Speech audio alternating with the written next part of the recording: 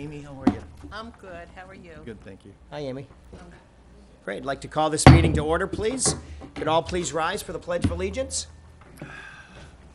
Councilman Slack, if you'd lead us in the pledge, please. It will be an honor, Mayor.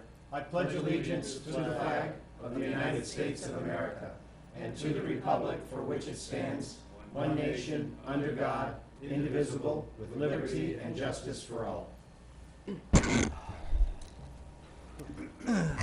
Roll call, please. Councilwoman Carumba? Here. Councilman DeWitt?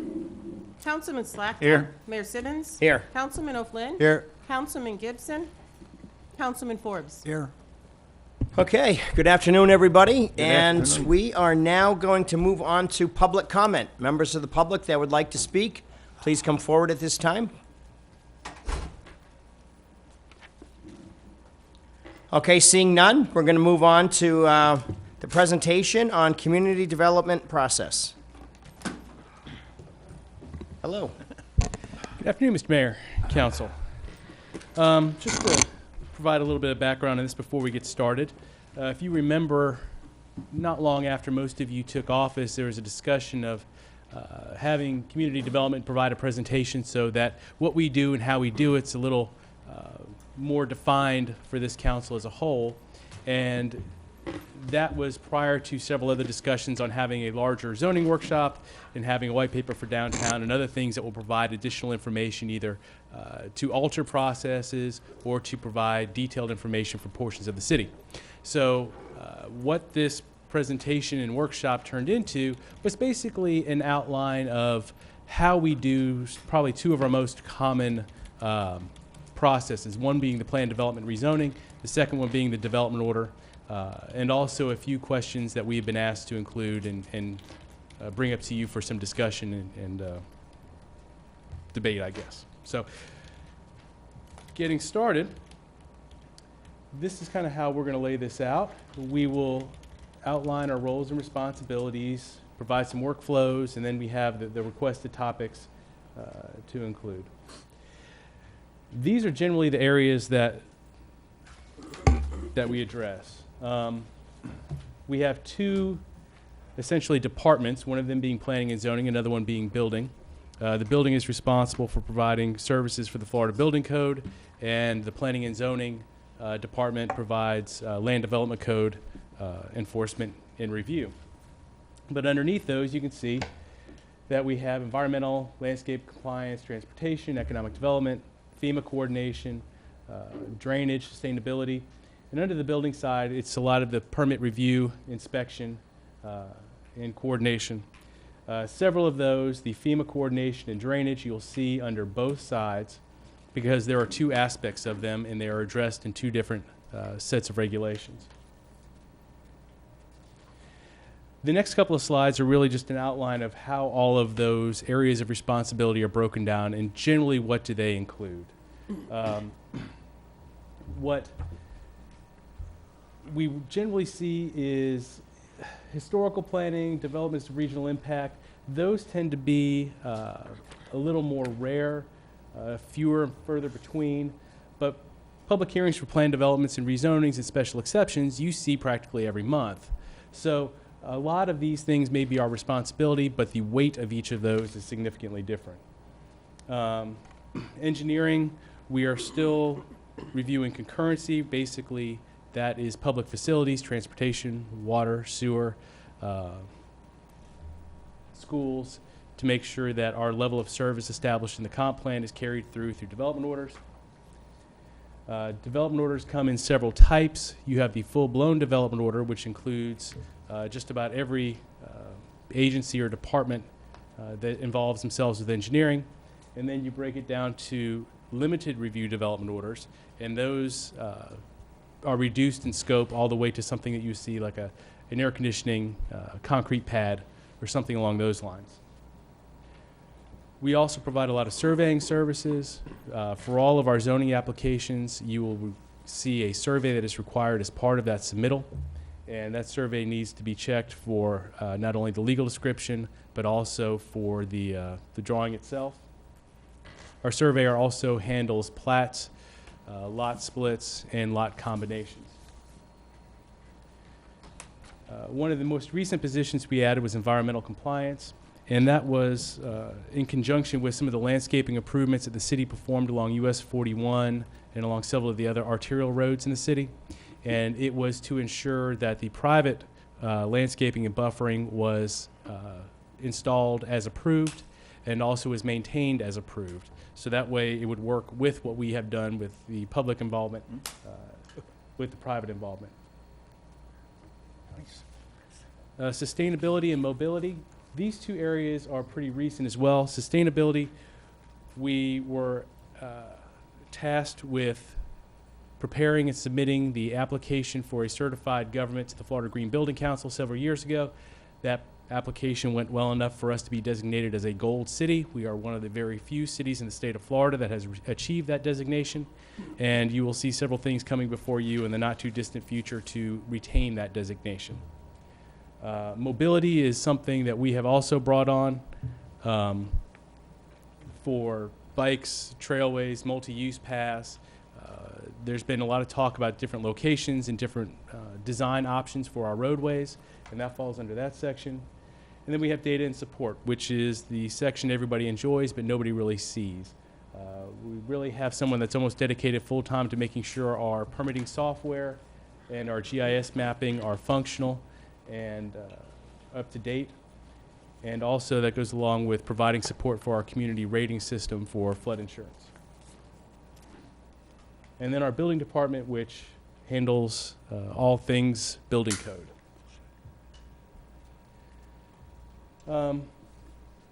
The one thing I want to point out on this slide is the number of pre-application meetings, because this covers a pretty wide variety of topics, and it could be anything from somebody that wants to have a 5-lot subdivision to projects that are 600 acres in size. And they could involve one or multiple meetings per site. So we've averaged anywhere from, this year we've had a little over 72, to the most we've had in a year is 188. And we think that is a pretty valuable service that is provided. The planner on call is someone that we have set up so that way if individuals come into our office or call in or send in emails with zoning questions, we have someone that is designated to answer those. This is the level of activity basically for a 30-day period. One we showed from February of this year and another one from June and July. Shows a little bit of the difference with season and out of season, although there is not nearly as much as there used to be. And the comprehensive plan amendments. This deals with something that we are involved with more and more now, especially with our EAR and the state mandated amendments and optional amendments. You have two different ways that this can proceed. One of them is going to be a state coordinated process. The other one is going to be an expedited process. As part of your backup, you should have received the flow charts that the state has on their website. And what that process outlines starts with the transmittal hearing at your level and then follows back through the state review back to your adoption hearing. What it does not include is your local process. And I'm sure all of you know, but just to refresh your memory, a comprehensive plan amendment starts with a hearing for the local planning agency. They provide a recommendation after hearing evidence. It is then brought to you. You then make your determination whether to transmit that amendment to the state or modify it before you send it or not transmit. And then it comes back after the state has had their opportunity to review for your adoption. We also have small-scale amendments. We have not seen one of those in quite a period of time. Basically, it's under 10 acres. Most of those, I think the last one we processed was several years ago that I remember. These are the types of amendments that fall under the state coordinated review. This is the longer process now. There didn't used to be a differentiation between the state mandated and the expedited, but this is one of the changes that came through at the state level probably about 6 years ago. And you'll see that several of the applications that you have going through, the evaluation and appraisal report and the optional amendments would fall under this type of process. This is a little lengthier. It does involve more state review before it comes back to you. And the expedited review, obviously, is a shorter process. And those items listed there are available for this type of review. Obviously, anything not listed under the state mandated, but also small-scale amendments, and most of the amendments that you would be dealing with, other than your EAR, will fall under this. Getting into the rezoning, which is, I'm sure, what most of your comments to me before this have revolved around. This is the process. It doesn't look very complicated. In practice, it can be much more complicated than this. But you'll see that an application is submitted. One of your recent changes allowed us 45 days to coordinate our sufficiency review. If the application is found insufficient, we give them a list of those items they need to provide to us. It goes back to the applicant. Then they have 60 days to respond to us. The process can continue until the application is sufficient. When the application is sufficient, regardless of whether we agree or disagree with the information that is provided, they are put on track to go through the hearing process. So they are scheduled, their dates are known for both their zoning board hearing and for both of their city council meetings, their first reading and second reading. This is probably something that I will want to talk more about at your workshop, where we talk about modifying process and improving workflows, because like I said, our sufficiency review deals with, is your application adequate? Doesn't mean that we agree with what you've submitted. It doesn't mean that we believe that everything that's needed for us to support your application has been submitted. It simply means that 4 copies of your survey were submitted, 12 copies of your application, and the checklist is complete. Not that we believe the checklist is good.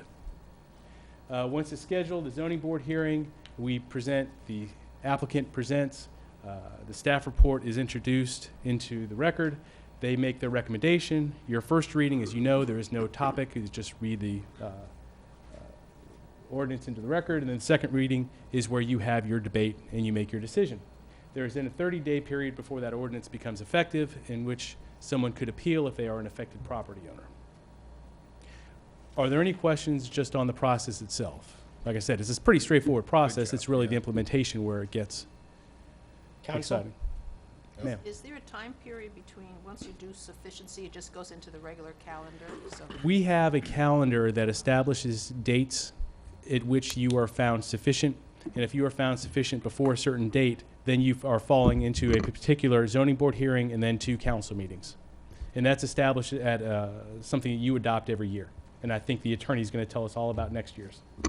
And it will come up to you in probably about a month or 2 to set up the schedule, because applicants like to see it ahead of time. And council has adjusted that schedule either to be more applicant, to provide additional times, or to shorten the time. We have the minimum time based on advertising that we have to do it by, or that we have to have in there. So it tends to be a kind of a lengthy process, but there is some time window that you may wish to explore as far as when the application is sufficient and when it goes to hearing, because right now that's about a 30-day window or 6-week window at the maximum, and whether that's sufficient time to prepare a staff report. And as you all know, those staff reports are pretty big, especially on complicated cases.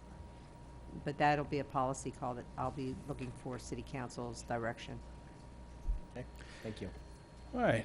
Now, I was going to say, council, anything else? Or? Okay, thanks, John. Thanks. what is a plan development? Plan development is a zoning district. Quiz. It is a zoning district. It is carries the same weight as a convenience commercial, a general commercial, a light industrial, a single family one. Those are all zoning districts, just like a plan development. The difference between those, which are either straight zoning districts, Euclidean zoning districts, there are several terms for them, and a plan development, is that the standards for a Euclidean zoning district are the same for every property that has that designation. A general commercial property has the same setbacks if it's located on Bonita Beach Road as it does if it's on Bonita Grand. There is no differentiation between the two. Thus, plan developments were created so that development standards, uses, density, intensity, the location of buildings, the orientation and the number of parking spaces, all of those areas that go into development of that property can be dealt with specifically for that property and that location. So there have been questions in the past, what can we do, what can we not do, what is under our purview? Essentially, everything is under your purview. When we condition now, or when you see conditions that are proposed, or when you provide conditions as part of your hearing and your review, what we try to do is tie any requirement, improvement, modification to their plan to an impact that we are concerned about or trying to avoid, or a benefit we're trying to reinforce. So there needs to be a connection between your condition and what that outcome will be. So you can't simply state, I want 5 Dahoon hollies planted in this landscape island because I like Dahoon hollies. You can state, I want 5 because based on the size of that tree, that's going to be what's required to provide shading in the equivalent of a shade tree. Or, I don't like the idea of reducing parking for this use because I feel that I've seen it over here, or there's no evidence that you have provided that shows that there is a justified request for reducing this parking. So when we go through, and you'll see a whole list of conditions in just about every plan development staff report that you will see, we are trying to tie an alteration or a requirement to that plan to avoid a potential negative impact to the best of our abilities. And if we miss something, or if you see something that concerns you that is not addressed, we are more than willing to work with you to get the wording right or provide the condition right, so that way we can avoid that impact that you were concerned with. So when you review the staff reports, when you review the application, they're really, the nature of the plan development means that everything in that application is on the table. They need to be consistent with a comprehensive plan. They need to be consistent with the land development code. But when you're looking for something specific for this property, if you see an impact, we can start conditioning those impacts. Does everybody feel comfortable with that? Yeah, John, thank you. Just a question on that. Yes, sir. Subject to the connections you talked about, you know, logical connections, whatever you want to call them, about the tulips or something. Is it fair to say the concept of a plan development is intended to create an enhanced product? Yes. So that over and above what's in the standard zoning classifications, what you call Euclidean, the notion is that because, as you say, all the things can come into it in the right way, can't be asking for the moon. The idea is to make this even a better product over and above that which is allowed under the standard zoning. The minimum standards for approval are the same for a plan development as they are for a property that's in a standard zoning district. Right. However, most people will come in to request a plan development because they want something changed from the standard land development code, meaning a setback or a height, or they want a use. There's a reason why they're spending the time and the money to go through this process. They're looking to get something out on the back end that they don't have currently. Likewise, the council should have the opportunity to make sure that the project is a quality project that you want to see and functions within the city. And so by default, I think you do wind up, if it's done well, with an enhanced project or a project that is superior to something that's just under standard zoning. Would that not be why there's a whole list of things that if you do have to go through the plan development process? It's not just an applicant that comes in and says, I want this to be a plan development. The law actually requires certain things to go through that process. In portions of the city, but mainly Correct. Bonita Beach Road Correct. and US 41, we have identified specific projects that either go through a special exception or a Right. plan development. For the Okay. topics of this, or the point of this topic, the plan development, yes. And those uses you will see as one of your attachments under the section cleverly titled Plan Developments. Right. Those uses along Bonita Beach Road, that says item C, Bonita Beach Road corridor, those uses that were going to be required to go through a plan development. Those were specifically identified a number of years ago as uses that more often than not will have negative impacts upon the surrounding property. And either through visual impacts or impacts to traffic, council at the time required them to go through this process so that you could mitigate those negative impacts and you could come up with a project that was essentially superior to standard zoning. Okay, thank you. Any more questions on? Nope. Also in that attachment, you will see the differentiation between a major and a minor plan development. This will probably be something that we want to go through at the workshop as well. This was carried over from Lee County's Land Development Code, where it was a development of county impact, a major plan development, and a minor plan development. Essentially, in practice, the difference between a major and a minor involves the level of transportation review. There are some other minor changes, but that's really the only thing that distinguishes those two types of projects. Also in that section, you will see what is required to be submitted. I know there's ongoing discussions as to what you are receiving, not only at the board level, but also at the council level. Some things, a few, a lot of you appreciate how it's being done and the way it's being submitted. Most of what I'm hearing is how it's being submitted, how it's being presented, or the format of its presentation is something you would like to address, to modify, either because you think the regulations say something different or you want the regulations to say something different. Either way, I want to accommodate those requests, because the whole purpose of us presenting all of these packets that take so long to produce and present is so that you have something useful for your review. And just because it is not listed here does not mean when we have a discussion on what is submitted to you in the format of that submittal, you can't bring this up so that we start changing how we do it. I want you as a council to be very comfortable with what you're being presented, both from your packet and also from your presentations. If there's something that you like, I would like to hear that so we do more of it. And if there's something you don't like, I really want to hear that, because I want to change how we're doing that, either from format or process. So I don't want to go too deep into that right now, because I know we have discussions coming up in the future, but I really want you to think about not only what you've seen in the past, but what you're currently seeing and what you want to see. I've had comments of, I see a lot of ownership information, but I don't see good plans. The master concept plan in the format that I'm seeing it isn't what I'm wanting to see. I don't get the analysis that I'm looking for. I don't see where all of the comprehensive plan policies are evaluated. Those are the things I want to discuss with you. I want to let you know what we can do, what we have the capacity to do, and what you want to see to make sure that we can match those up. So that way, as we go forward, our hearings are something that move more smoothly, become more efficient. I really want to tighten up the process when it gets to you, because I believe that while we have been dealing with an application for anywhere from 6 months to a year by the time it comes to you, this is the first time you're seeing it. And so in the format that it comes to you, I want you to be able to quickly understand the history, quickly understand the request, identify the issues, so when we come to present to you, our hearings are not 7 hours, 8 hours for a single item. And we can get to the areas that you're concerned with quickly and address those then. Oh, but John, they're so much fun.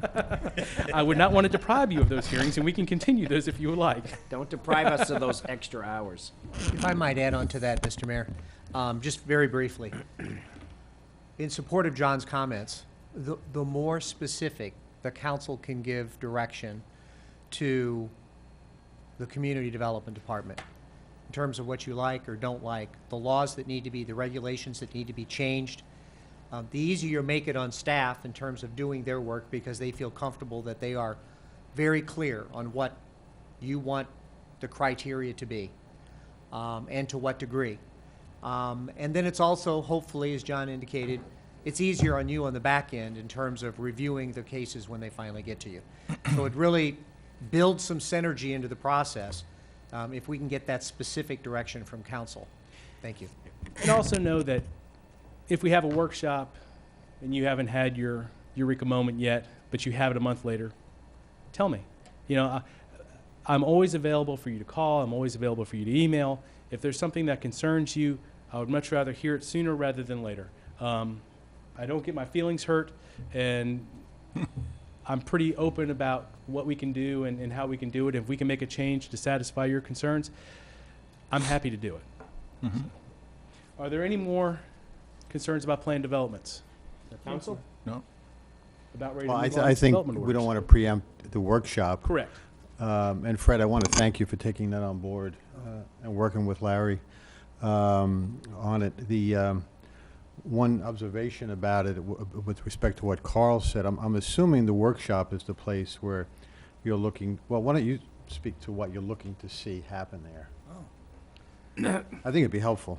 Yeah, well, first of all, what we want to find out first is what different things each member of council are most concerned about, most dissatisfied about, like the best about the current processes. And like I gave 2 examples that I think are the worst, some of my biggest concerns are, we've got a bunch of, and this really isn't exactly zoning, but we have a ton of land all over Bonita that's already been zoned with bushel baskets full of approved uses that in general, a lot of them should not be permitted to be built. It's like a whole bunch of landmines waiting to go off. And all these properties are surrounded by other developments. The other thing that I'm concerned about is Kind of like a grab bag of sorts. yeah, but it's got a lot of bad stuff in the grab bag. Understood. Yeah. Understood. Secondly, I'm concerned about the lack of specificity that typically, and the culprit on this is usually the mixed use, which almost becomes just a could be anything that are getting approved and getting proposed. And in a way, the more I think about it, it seems to me that anybody in their right mind would go in for a mixed-use proposal because they'd have more latitude if they go in with a specific thing. But those are some of my things. What we want to hear is, and this is John and myself, and then this is being relayed to Theriac, and that is, what are the things you guys want to see improve? What are you most uncomfortable with? And there's options that you can go with. It's been discussed. Some of you may have seen examples of what's called like the Estero Beauty Book, where they have they have a book about this big, and it's full of all kind of architectural examples and all that. And that could be developed. Whether or not there ought to be more emphasis on design review, especially on those mixed use. All those things are up for grabs, but we want to get as much input from each individual council person. I know we got it, some of the people submitted it at the last meeting. We're going to go with another round, and then Larry has done the same thing with the zoning board, asked them for inputs. And to a lesser degree, we've asked LPA to even chime in because they're kind of like the fringe of zoning, but they're the precursor to zoning and all that. So we're just trying to gather all that information up. And I think, and Larry, I know, has got very much concerns about what John was speaking about the actual makeup of the packets. Is everything in there necessary? Are they large enough to be easily read like some of the plan views and all that? So. And I'll just give a little bit of history on the back end of that because I think that'll put some of this in perspective. The city wasn't reincorporated until 1999. The city didn't have its own community development department until 2008. And the reason why I tell you that is because Lee County was doing this up until 2008 with their regulations until then, and theoretically with our regulations afterwards. And what had happened was when plan developments came in, it was a new thing, and uses were approved, but as time changed, as tenants modified and different uses came in, Lee County was requiring someone to go through an entire hearing process again, which at the time was a very difficult process to add a single use. And so you started to see consultants think to themselves, I can do my client a favor if I just include all of these uses in the front end. And that way, if tenants change, I don't have to worry about coming in and dealing with the hearing process. It's already approved. And that was mainly how things had evolved when we took over, and councils have had their own imprints and points of concern and points of focus since then. But for the most part, how we do things has been an evolutionary process from when Lee County established it many years ago. So now is probably the best time, at least the time where most of you are considering making changes, to actually break from that evolutionary process and come up with our own process specifically for Bonita Springs. We do have some good examples, not only in the immediate area, but in the state of Florida, as terms of how current planning practices have developed, and something that can provide you what I think is greater control at more important times in the process. I know that the beauty book from Estero has been provided. I know there's been discussions on the city of Naples. There's the city of Boca Raton. There's the town of Palm Beach. There's a number of places that we can take ideas from. But when we're looking at our specific changes, and one thing I will warn you with, and anyone that will listen, I tell the same thing. Each of those councils had their concerns. Each of them had their priorities. Each of them had areas they wanted to avoid and scars they had from their past. That's why their process looks the way it does. It is not going to be advised for you to simply take somebody else's process, pick it up, do a search and replace for their city name and replace it with Bonita Springs and adopt it here. I really hope that if we look at massive changes or wholesale changes in your development process, that we do it in a manner that is specific to your concerns and your priorities. Because if we don't do that, one, we miss an opportunity, and two, you aren't going to get the same results that another jurisdiction did. Just because the Village of Estero adopted a beauty book, if you adopt a beauty book, you need to adopt it with your concerns and your standards, not with Estero's. And I think that if we go down that path, that will really create something that we're proud of. And I know that there's enough support now, or at least there's been enough conversations that I've had. It sounds like it is that time to make that significant change. Are you intending at the workshop to have a presentation on what practices are from other places, so we get an idea of that? I think that would be helpful, because, and the reason I say that is, I hear what John's saying, what do you want? I have ideas, but I'm actually as interested in what best practices are, what other practices are in other places. Not just Naples and Estero, and I'm not talking about the whole state either. But proof is in the pudding in certain places in terms of the quality of the development that they have under their zoning law, and as a result, the great developments that they are attracting. So is that something we're thinking about? Yeah, we're planning to do that.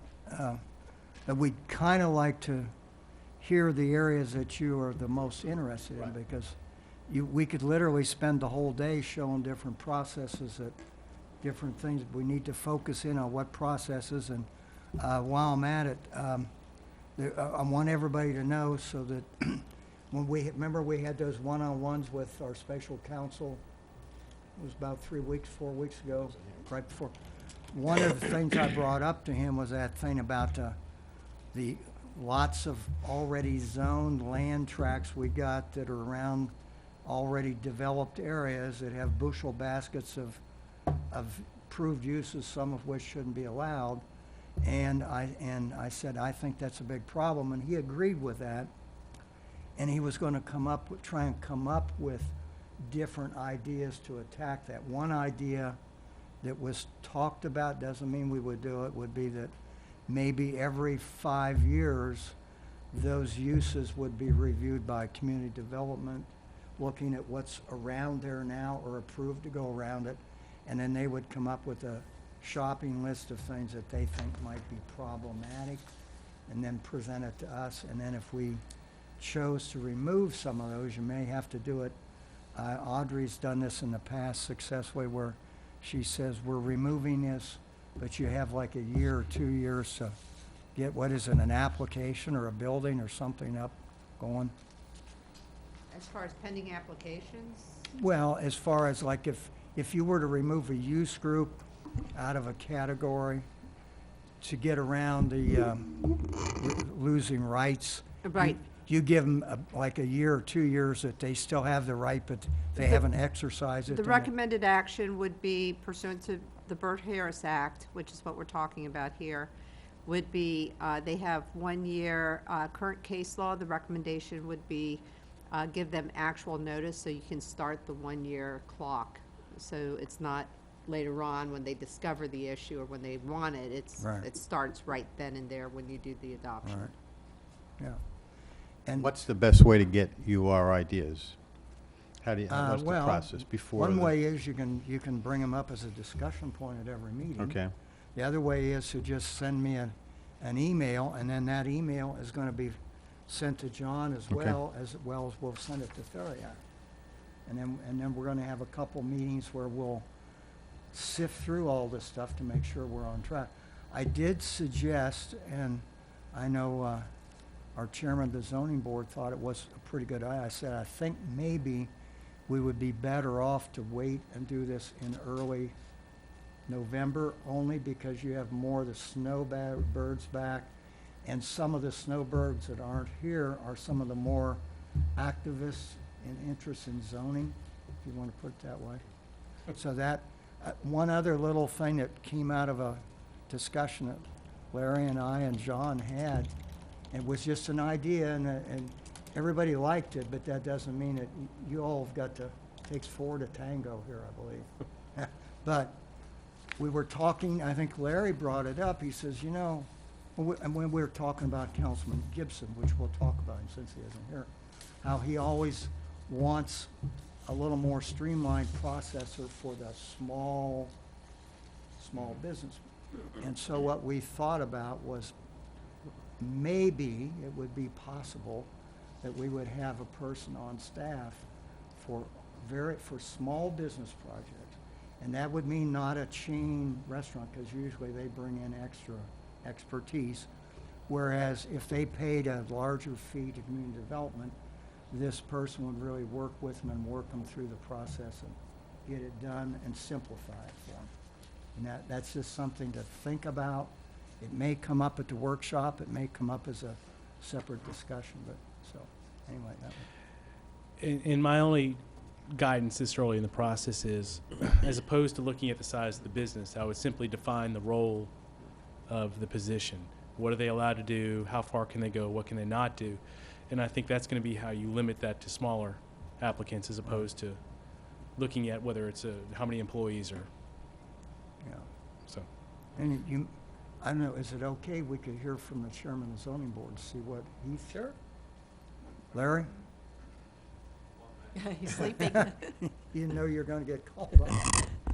Wake up, Larry. I'm up. Thank you very much. We've been going through a very thorough process and getting ready. Councilman Forbes has been extraordinarily gracious in inviting me to participate in all of this. We have you have a very good zoning board. Somehow, without talking to each other, we come out on the same page most of the time. You'll see most of the votes are unanimous. If not, it's 6-1. I mean, it's amazing how we're thinking along the same lines. There is a feeling that that we need to fix the process.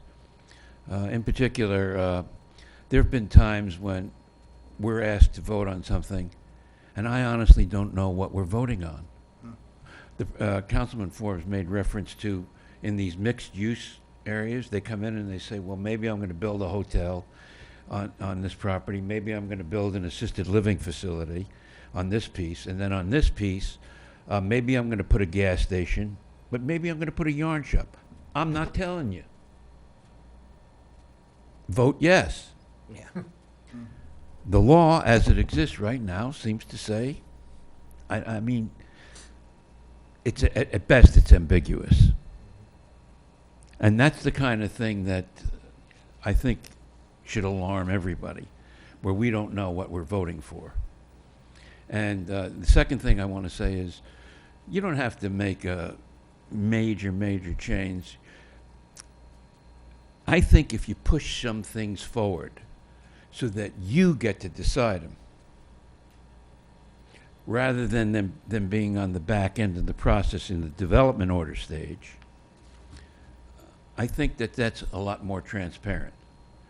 Let me give you an example that's very current right now. If we are not dealing with a major planned development, the applicant does not have to tell the zoning board, does not have to tell city council what their surface water management plan is until the development order stage. So you're voting to approve a project without knowing what their surface water management plan is. I don't think that's a good idea. I think we can improve that. Thank you very much. Thank you very much. Seriously. Other members of the committee, would you like to speak? Okay, great. Good evening. Just want to emphasize what Mr. Forbes had said yesterday about dislikes and likes. I've been on this board for 17 years. Our staff has done a commendable job. John and his crew, our attorney, done a great job. We got a fantastic board. We come down here on the zoning hearing, and we sit down on the board, and all of a sudden, additional paperwork gets dropped in front of us. We're not being fair to the applicant, we're not being fair to ourselves. If we have to sit up there and at the last minute get 10, 15, 20 pieces of paper, we can't sit there and arbitrarily go through every single copy and give an honest opinion and honest answer to everything. That's one of the dislikes, And, like I said, we got a great board, and the city can be proud of our board. That's all I have to say. Thank you. Thank you. Anybody else?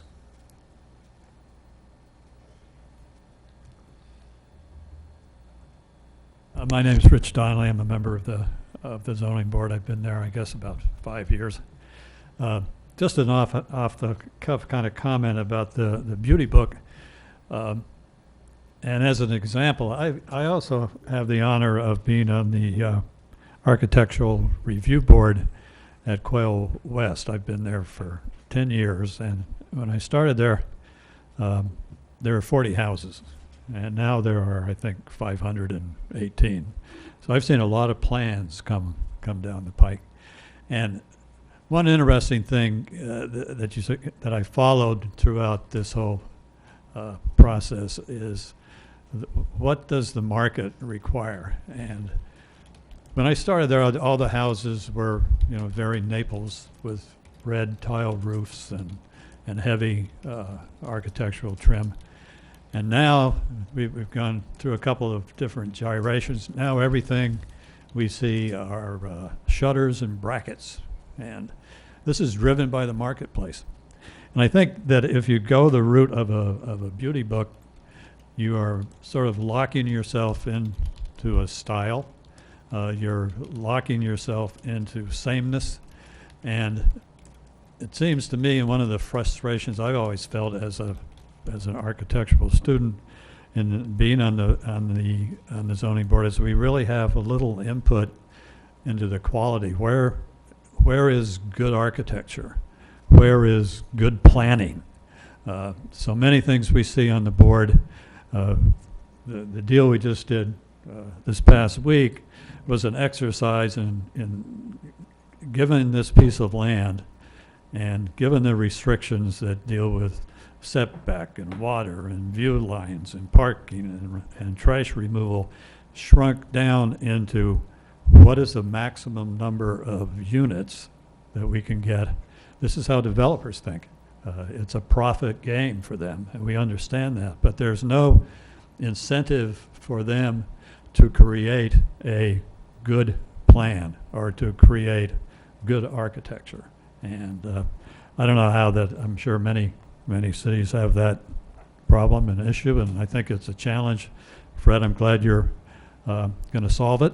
And I commend you for the effort, and we'll keep plugging away on the zoning board. Thank you. Anybody else? No? Okay, John. Now the beloved development order process. When engineers run wild.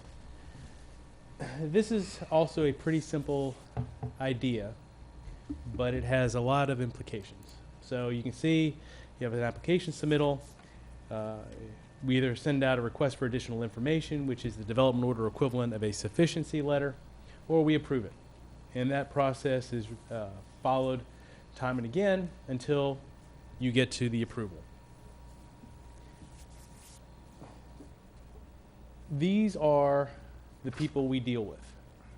So when we say that there's a lot of outside agencies, there's a lot of outside people, you're not just talking about City of Bonita Springs agencies, but you're talking about Department of Environmental Protection, Fish and Wildlife, Corps of Engineers, Department of Transportation, both at the state and the county level, Health Department, Natural Resources for floodplain management, Bonita Springs Utilities, Fire Rescue District. We let the city attorney's office opine every now and then. Then we've got our specific consultants that we just looked at for those pass-through fees with McMahon & Associates, Tool Design, and outside legal counsel of Theriac in Spain. So a full-blown development order on a larger project can involve upwards of 15 different entities and agencies that we're coordinating with to get comments from and ultimately consensus from for an approval. And those standards from our level are located in Chapter 3 of your Land Development Code. But the fire district has their life safety code. The health department obviously has their regulations. Each of these departments has specific standards and requirements for them to approve, and it can be a very long and complicated process for this to happen. Now, I know that I've heard more than once, I don't like kicking the can down the road to the development order, which leaves you probably very uncomfortable. From my perspective, it doesn't leave a lot of wiggle room because all these different agencies have specific requirements, and we're not going to be able to approve something that the fire district is not going to be in favor of. So once it gets past you and into the development order, I know that you don't see it again, and there's a lot of uses, development standards, other things that could concern you, but they really are kind of locked into certain standards. Those standards can be increased. Those standards can be changed. We can modify how we're doing this. In fact, a lot of Chapter 3 is what you're going to be seeing coming forward from Alexis Crespo. There has not been a major rewrite of that chapter since the city's incorporated that I know of. The county, it is not their Chapter 3, it is their Chapter 10, is where it evolved from, has had 2 major rewrites of the chapter since the city incorporated. And now is in a position where they have a fairly modern document that I think they're pretty happy with. We need to start looking at, once we have our zoning changes in place, modifying our engineering standards so that they can implement all of the standards that you have in your zoning documents. And everything works consistently and with each other as opposed to working opposed to each other.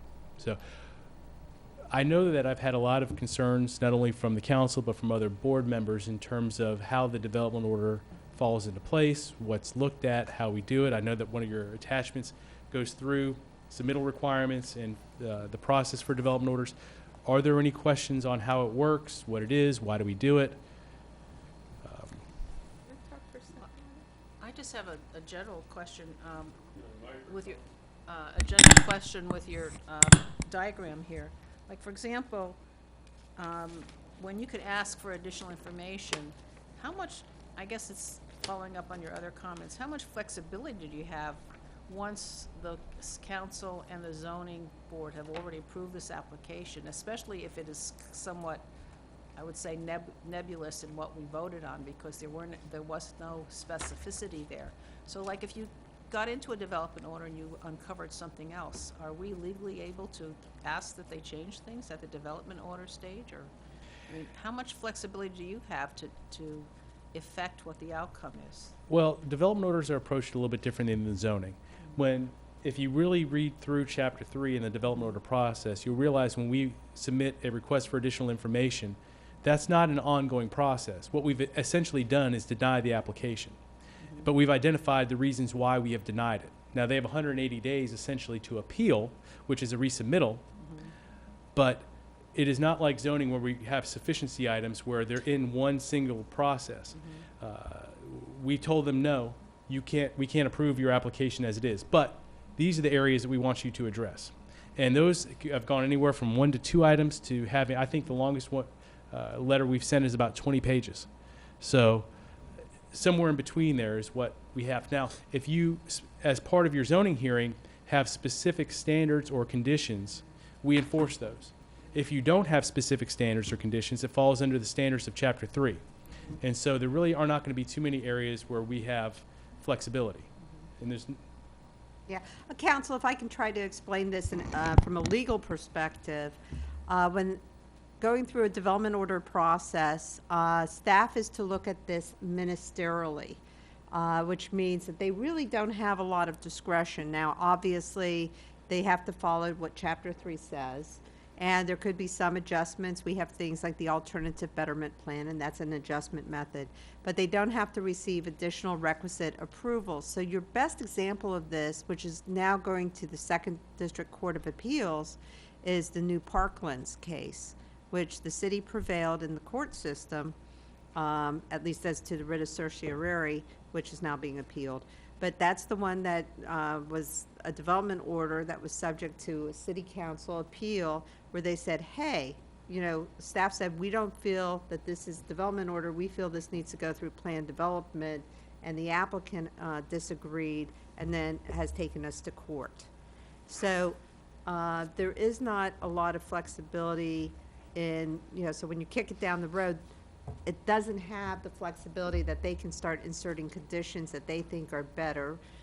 The only conditions that can be added is within John's limited discretion that's already in the code, as to administrative deviations, as well as any conditions that relate to things that are very specific in the code, saying you must do X, Y, and Z. Does that help? Yeah, so basically you have to follow the regulations that are already in place. And so even if you deny a development order, it has to be on the basis of some already previously articulated. Correct. And there's a state statute that specifically says when you do a denial, you have to put the statute number or code section and the reason, so they can take the curative action. And when staff issues those RAIs, requests for additional information, they are like sufficiencies, they are limited to 2 unless the party says, yes, I'm going to agree to more. And some parties will agree to work with you, others will go the litigation route. Any more Counsel? questions? Yep. Fred, did you have something? Well, I was going to see if you would like us to do this. Periodically, what we'll do is send you a compilation of everything that's been proposed by, whether it's council members or zoning board members, and in that way, you may piggyback and have an idea that would enhance one of their ideas or whatever for that topic. The other thing we're talking about doing on some things is trying to make like a little decision tree that you follow down, and it's like, you could start at the top, like on this design review. Do you want to have a design review process? And if the answer to that is yes, then you come down, you have 2 or 3 forks you can choose. You can continue using Sam Vincent in a different way than we're using him. You could have a design review committee of the zoning board. You could have a separate panel, whatever. And so you work your way down through it. So we're going to try and develop that on some of the things that are the more contentious issues, meaning that council's highly interested in them and all that. So we'll put that list of what we got so far, which is not too many things. I was going to ask John one thing. Typically, the thing that was commented on that occurs where a lot of stuff comes in at the last minute that they're given, is that more from the applicant, or is that more from community development? It's from the applicant. When we are on a pretty tight timeline. I explained to you that once someone is found sufficient, they're locked into hearing dates, and there's not a whole lot of time for us to get the staff report prepared, get the advertising out, get things in order so it can be distributed. And so if you see additional information coming in or that's given to you at the hearing, it's been because there's been a conversation, a concern, somebody had a thought or an idea and said, hey guys, what if we also did this, or what about this? And we explained to them that our staff report is done. They have the ability to present whatever they want, but we're not going to have the time to review it and include it on our information. So there is nothing that prevents us from allowing that to happen right now, but there could be. Is there, this is a question for Audrey, is it possible we could amend our process code or whatever you want to talk about to say that if an applicant submitted additional information within so many days of a hearing, that automatically slid the hearing over because we need, that gives, Automatically then what? community development needs the time to review it, and we need the time to review it, and we get it. Yes, we could change our continuance process, as well as that's something that the zoning board and city council, again, we put things on a track. Zoning board and city council can be reasonable in granting continuances if they need additional information, or if it creates something that creates an impact. But just because somebody sends a letter of complaint into the file, it doesn't necessarily mean it's relevant, that creates need for that continuation. It could, but that's something that the decision makers have to make that determination. That We may already be- have some language in our continuation. Well, I think part of it has to do with how we have the process locked in and how we tie certain milestones to certain dates. I think if you start looking at either changing the milestones or changing the duration, you really start changing how this type of information is impacting the process. So I think there's some alternatives we could probably consider that would get us through these little issues. Okay. Because I don't like having something submitted to you or the zoning board right at the hearing either. It looks unorganized, it's untidy, it provides additional questions when there should be no questions at that point. I've never been a big fan of that. All right. I mean, it needs, if it happens once or twice in 10 years, that's okay. You can assume that those situations would come up, but more than that is just a sloppy process, I think. And I'd like to make a comment on, sorry. Well, I was- Go ahead. I was almost going to bet that this more typically happens with mixed-use kind of vagary plans. No, actually, it happens when you have neighbors that don't appreciate the zoning, but the two parties are working together. Perfect example was Hidden Lakes. Oh. And the reason why there were continuances and the reason why there was information provided at the last minute was because the agreement between the two parties was something that was ongoing and actually has still not been officially finalized or formalized. There's just general understandings. So as their agreement evolves, the conditions or the development pattern itself is modified. And they were on a timeline that was not going to give them a whole lot of flexibility for their closing, and you have a lot of things working opposed to each other, which results in a sloppy process. And it's not one that I think that we should continue. It's one that I think we probably need to tweak so we can modify it. I'd just like to make a reflection on design review. Leaving aside whether we have a board or not, there's no question in my mind we need enhanced design review, and we need it earlier in the process. And to me, the litmus test is a simple one. Take a look at the extra space storage that exists right a foot over the Bonita Springs border in Estero. That was put up over 10 years ago. Most people don't know it exists. It's an articulated building, and it's got landscaping that hides it. And compare that to what we had put in just a few years ago, that a lot of people where I live and all over town were like, what is that? I won't name it, but it was another storage unit that went in under our so-called standards.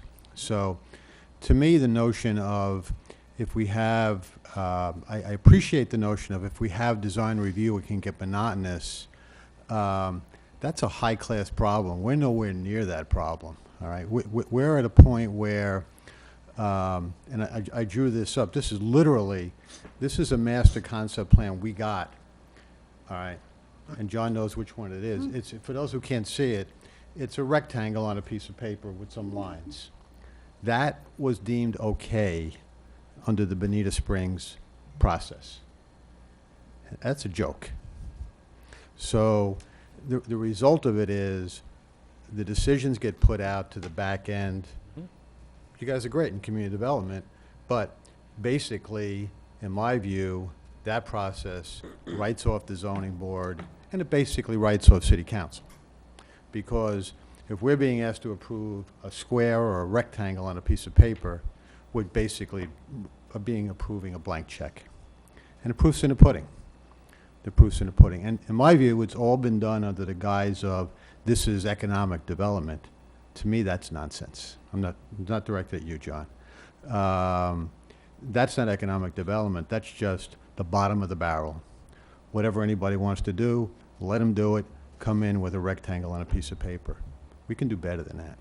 So I don't know exactly what it is, but I sure know we're short, and we can do better. And just to reassure council, looking at changes, looking at making significant changes is not something we have any hesitation about forming, doing, implementing. Like I said, we want to have a process that makes you comfortable. Whatever that takes, Right. we will go about doing. So Right. I know you whatever follow. comes out I of know. this discussion, the more specific, the happier I am. Okay. Thank you. Thank you. Council, Amy, did you have something? Well, I'm just going to, I went over some of this with John on the phone today. I too am interested in best practices, and I'd like to see what other people do, because I have some issues in the way they're presented to us. I find it difficult to make decisions. I also mentioned that I am concerned about the double counting, that's sometimes what I call double counting when you have a mixed-use development where you have commercial with residential, and then you come up with something that's a lot more higher use for the acreage. So, and John explained that to me, that that's a policy, so if we wanted to change it, we could. So I think we should discuss that. I also am interested in bonus density, because I do think that as a community and as a council, we should a priori decide where we want the more intense development. And I know we wanted an 041, so if we wanted in an 041, if there are any other areas within the city that we want to encourage, so that the bonus density criterion should be, I think it is to a certain extent, only directed to those areas where we want to have high residential units or commercial units.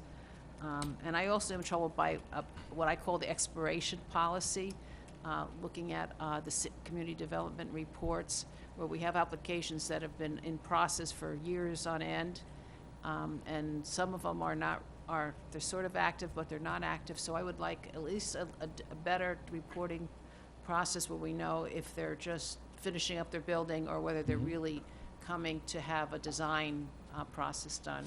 And I do think that some of these applications should be sunsetted. There's no point to having them hanging around. For the point that I think that Fred brought up, if you have these things that are zoned and they have 40,000 uses, after a while, they should just go away, so that we have to look at it again with new, fresh eyes, depending on what the situation is in the community. And I am fascinated by the idea of having a stormwater management plan at the community development level citywide, so that we understand how all these separate entities work together and how it affects the whole community. And when we get to the green sheet on the next part of the meeting, I'll relate some of the experience that we had within our community, which suggests to me that we have a lot of talking to do along those lines.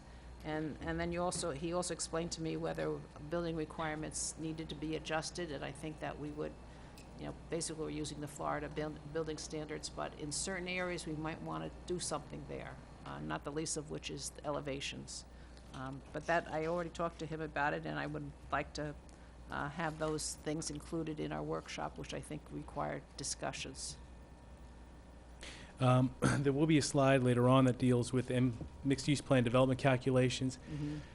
You essentially have two policies. That one says you can apply it citywide. The other one is a little more specific towards downtown. It's always been interpreted that you can calculate mixed-use compounding, but that doesn't mean that it's written in stone and we can't change the pact. What I think that is going to dovetail with the green sheet is going to be the elevation of these buildings and the amount of freeboard that's going to be required, because as we've all seen lately, there's been a little bit of water on the ground, and certain communities are requiring additional amounts of freeboard, both different standards for commercial and residential, to make sure that those buildings do stay dry. And zoning expiration, we do have for planned developments, if you do not build 20% of your planned development within 5 years, it will expire. And we are getting rid of the extension process. So the only thing you would be able to do is come back in with a new plan that would go through the hearing, both to the zoning board and then to council for your review. So just a couple of quick points on those. John, that was like in Averill, that complex. That was the Yes, sir. same thing. They just kept making a little bit of improvement, and Just enough. that was enough. And yes, because building permits expire within 6 months unless you have an inspection. Zoning expires within 5 years. Development orders expire within 6 years. So everything does have a fuse, and those are a lot of the things that you'll see on those reports. Because one, if a request for additional information goes out on a development order, they have 6 months to resubmit. So you could see that for 6 months before it is considered withdrawn. Or if it's approved, construction of that development order can wait 5 years to start, and then could be extended indefinitely depending on the pace of construction at the beginning. So we can work on how these are labeled, how they're classified, and the different headings. So at least if there's a section you are not that concerned with because it's just approved but not constructed, they can be listed somewhere, and you can ignore that section. And But even the construction, I mean, you said after 20% is built that they could just extend it. I think there ought to be a termination at the other end, rather than dragging this out for like 10 years or something, because the community changes over that period. And I don't know if we can do that legally, but can. I think otherwise, it's not good for the community to have these pending development orders. that is well within your area of authority. Someone at the time said that we believe that if you have constructed 20% of your development order, either through square footage or through infrastructure, you've shown that you are serious about developing, therefore you do not have an expiration date. This council, under its authority, can state, we think that you need to do so much within a certain period of time and then so much going forward for you to remain active. Otherwise, your development order will expire and you need to come back in for a new permit. So that is well within your authority. We'll hear the other side, but that's my current position right now. By the way, on the double counting, there's a provision of the law right now. Excuse me? On the double counting point, Oh, there's a provision of the law right now that speaks against double counting. It's in there now. And just as a Yeah. point of reference, we have informed applicants that there has not been interest in double counting.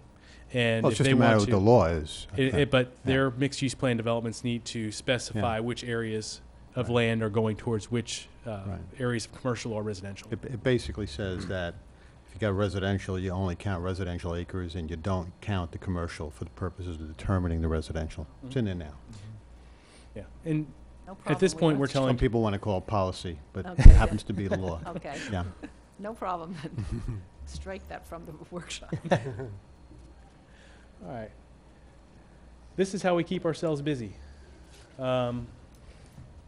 This kind of breaks down, I'd given an example of what we do, the areas of responsibility in the beginning. This tells you how this breaks out into workload, the number of permits that we've been issuing per year, going back to 2013. It's interesting, as you can tell, the trade permits are the vast majority of it. Those are anything from HVAC replacements, minor building permits. And this breaks it down by specific numbers by year. John, if I can just interrupt you. Yes, sir. I look at that and I remember the involvement of community development when we created the one-stop permitting. And I can remember distinctly, I could not believe that a guy putting a door up in my house had to go all the way to Fort Myers to get a permit and then come back to you.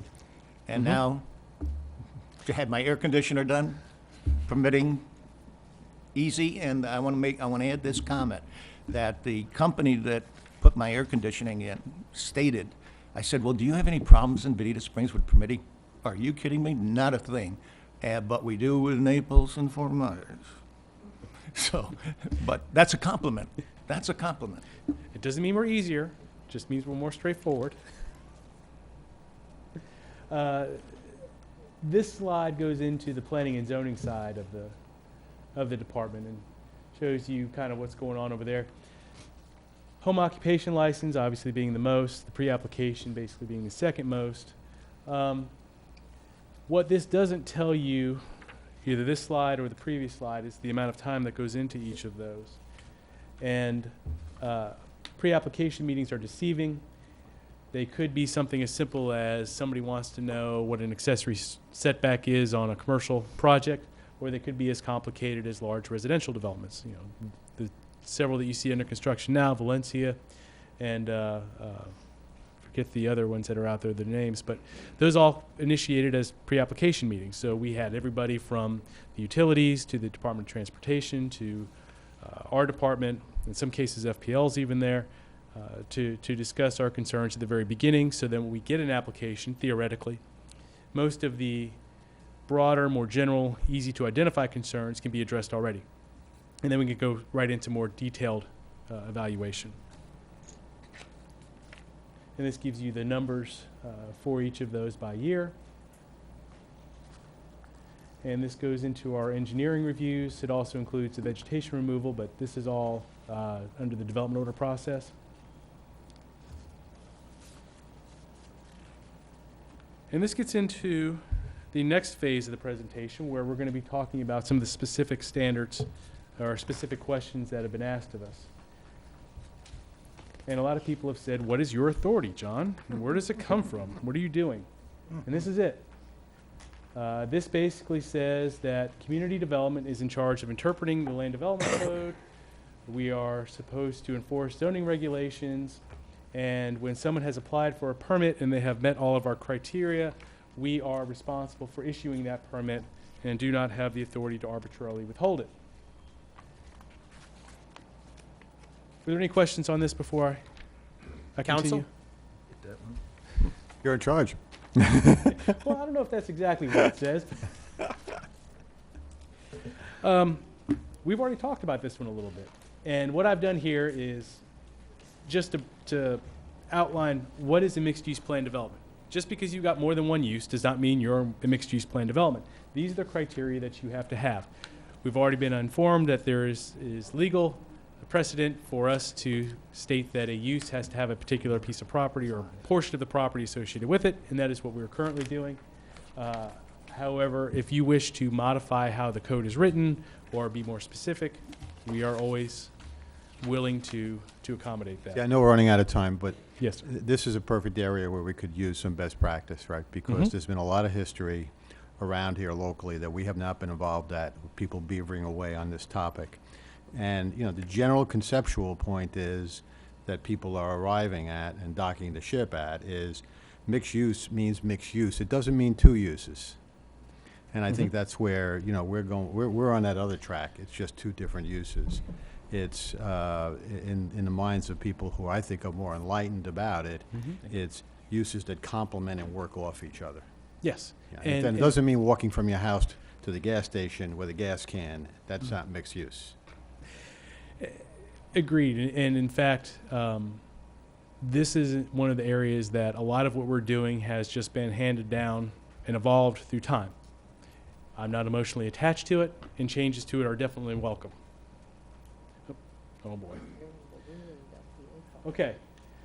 We had talked about how long can something exist, and we just briefly went through the idea that we're getting rid of the extensions for planned developments. And I think that we'll probably expand those areas that are not available for extensions based upon our discussion.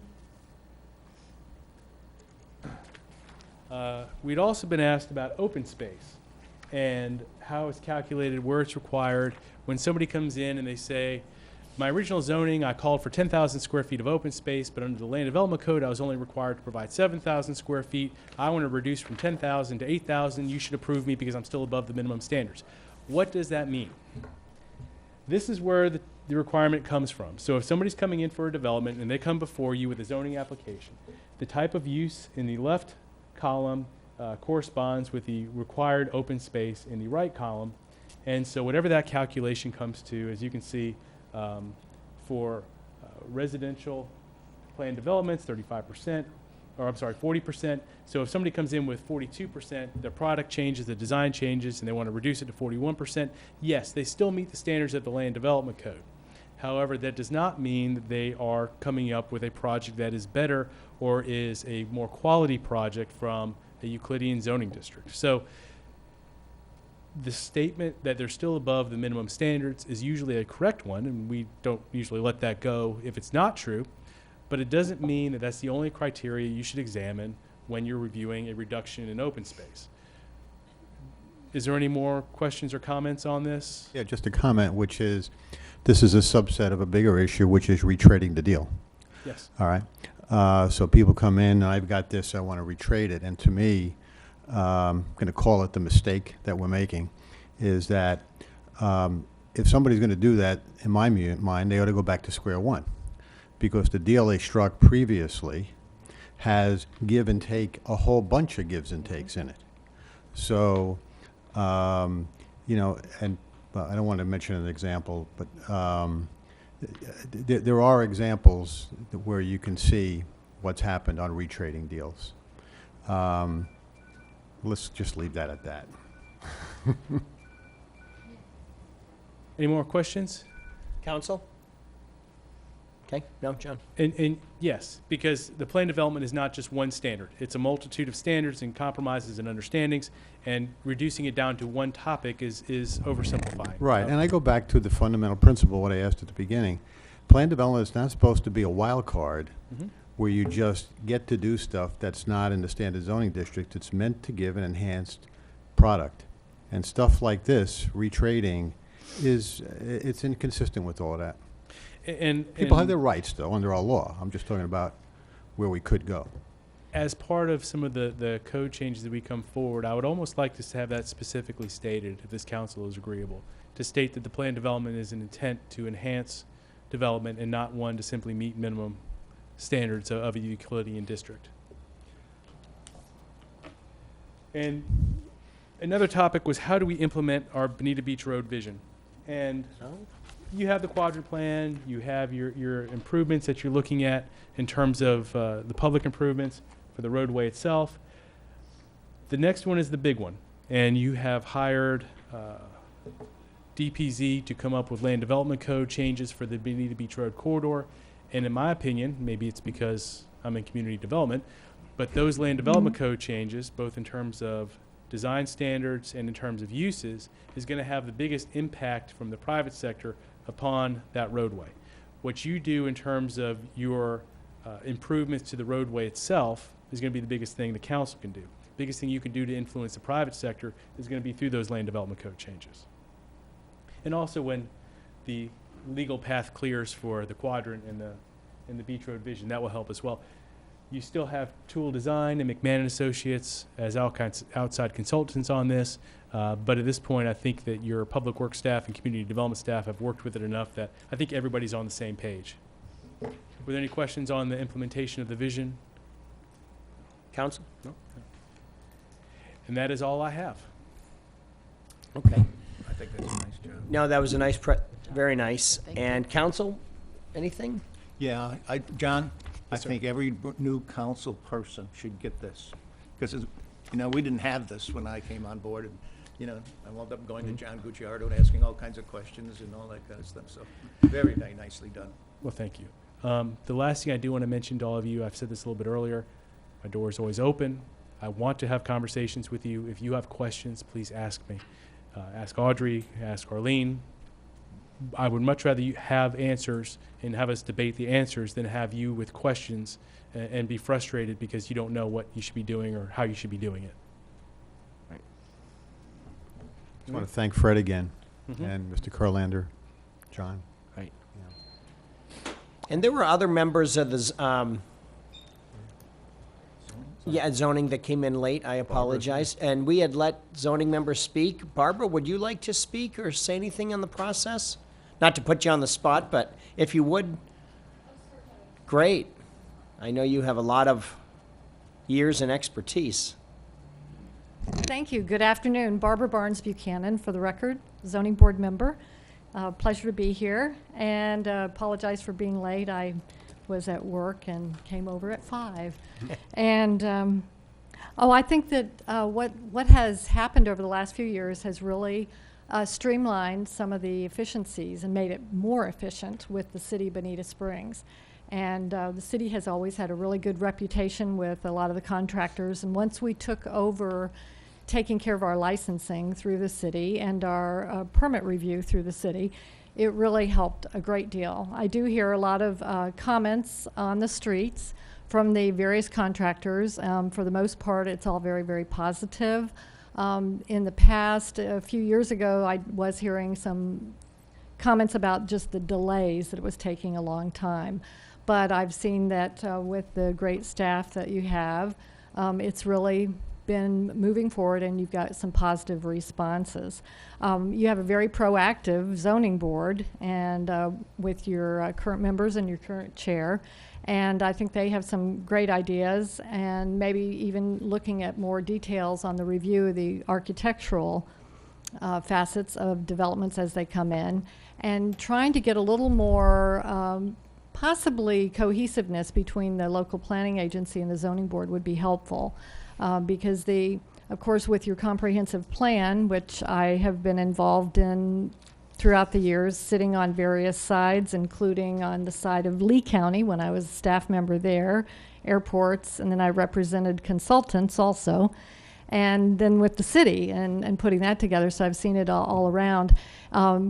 It would be helpful probably to have the joint workshop with the LPA, where you can kind of bring it together and see the big picture and how various components fit together. Because a lot of times you'll have applicants that come into your zoning board hearings, and they'll bring up, well, certain aspects about the comp plan, and sometimes it's a little bit ambiguous as to how much of an impact it does or does not have.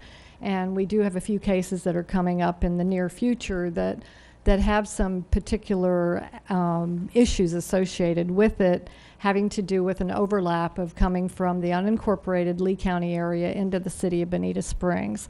So that would probably be very helpful to have a little information and just get a better handle on some of the legal issues. And I know Audrey, I think, is planning on doing some briefings with, well, not individual, but collectively with the zoning board and with our workshops coming up. But all in all, I think that we're heading in a great direction, and we're really fortunate that we have come this far, and I think it was in the best interest of the city to incorporate when it did. And I appreciate you asking me for my comments. No, absolutely. Thank you very Thank much. you. Council, any questions or comments? Barbara? Great, wonderful. Thank you very much. Thank you. Anybody, anything else? Okay, we're at 5:22. I guess we will, let's do this. We'll allow for public comment now. If there's members of the public that would like to speak, please come forward. Council, anything further? Okay. Oh, Rick, I apologize. I didn't see you. Rick Steinmeier. Gee whiz, how big a microscope do you have to build in Bonita Springs? We're micromanaging every aspect. The five of you all live in gated communities where everything's been decided and everything's perfect.